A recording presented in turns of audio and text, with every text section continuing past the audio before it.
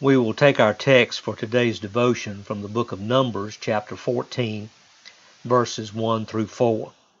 The nation of Israel had been delivered from Egypt and now found themselves in a place called Kadesh Barnea. Moses sent 12 spies into the land to see what was there. When the spies came back, they gave a glowing report of a bountiful land, but 10 of them were afraid. They saw great walled cities, and they saw the sons of Anak, which are the giants of the land. Joshua and Caleb, who were the other 2 spies, saw the same thing as the 10, but they saw it from a different perspective. They saw a wonderful land that had been promised to them by God, and they knew that God was greater than any obstacle that they could face. Joshua and Caleb believed God, while the others felt like grasshoppers in the sight of the giants.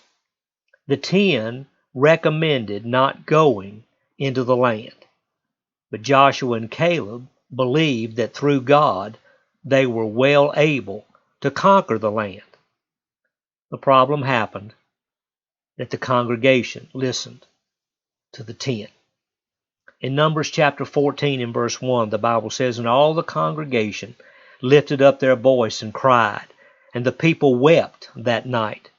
And all the children of Israel murmured against Moses and against Aaron. And the whole congregation said unto them, Would God that we had died in the land of Egypt, or would God we had died in this wilderness? And wherefore hath the Lord brought us unto this land to fall by the sword, that our wives and our children should be a prey? Were it not better for us to return into Egypt? And they said one to another, Let us make a captain, and let us return into Egypt." If you would read the entire account of the nation of Israel after their deliverance from Egypt, you would see that they constantly murmured and complained against Moses and Aaron. Let us understand that they were taking it out on Moses and Aaron, but in truth they were murmuring against God.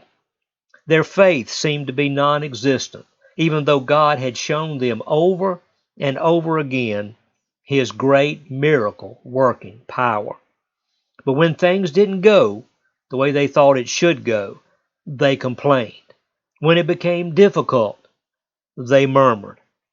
What the congregation said in the passage that we read shows how ridiculous people can be when they do not put their faith in God.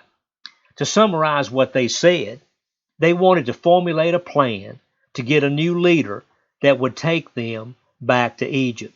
They wanted to go back to the place where they were slaves under the hard taskmasters of Egypt.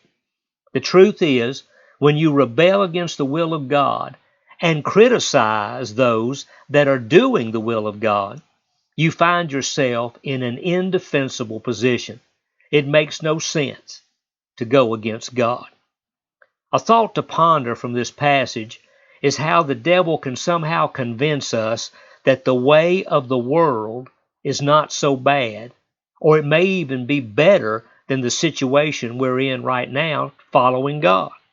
He tries to convince us it would be better to go back into Egypt than to trust God and to go into the promised land. When things become difficult, don't run away, run to God. As you navigate through this day, think on these things.